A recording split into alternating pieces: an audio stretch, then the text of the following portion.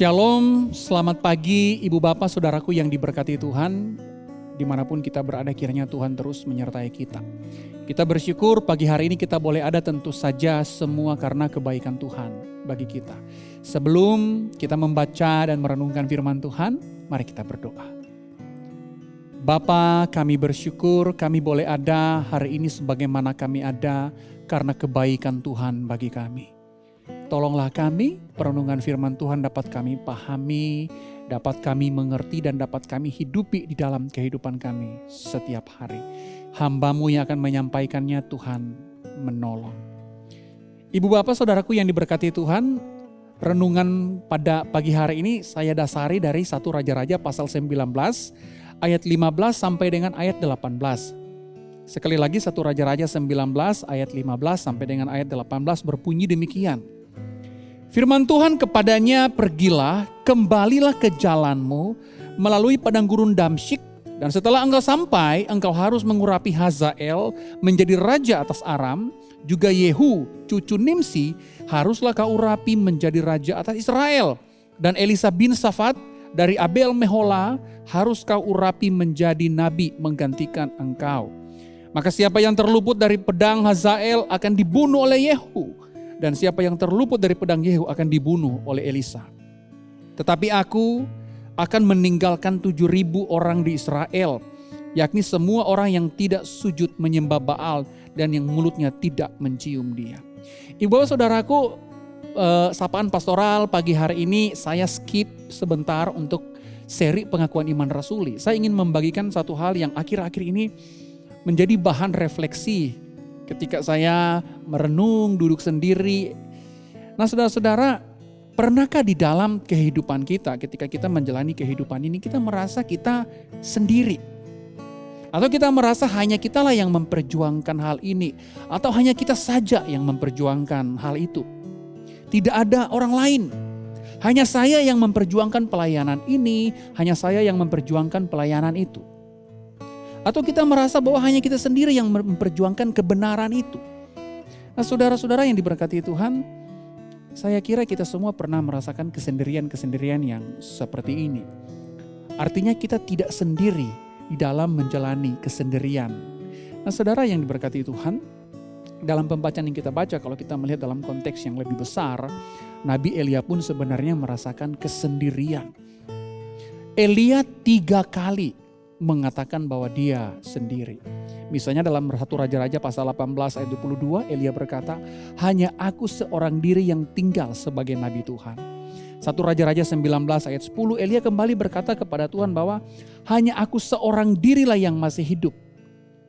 Nah 4 ayat kemudian, yakni pasal 19 ayat 14, Elia kembali berkata bahwa hanya aku seorang dirilah yang masih hidup dan mereka ingin mencabut nyawaku. Nah ibu bapak, masalah terbesar yang dihadapi Elia adalah ketika Elia dikejar Ahab dan Isabel untuk dibunuh. Karena Elia membunuh 400 nabi Baal. Saudaraku yang diberkati Tuhan, bukankah Elia nanti merasakan kesendirian ketika dia menghadapi masalah? Nah hal yang sama sebenarnya terjadi dalam kehidupan kita.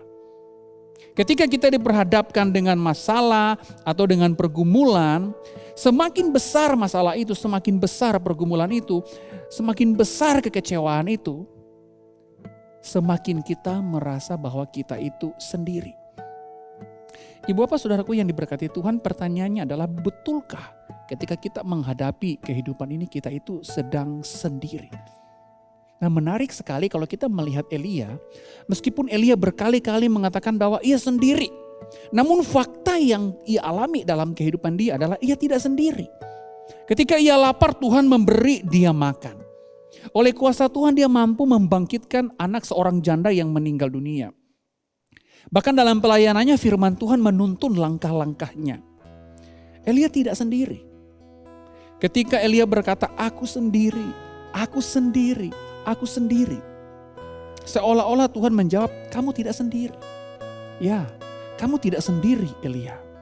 Ketika Elia merasa sendiri, Tuhan berkata, kamu tidak sendiri.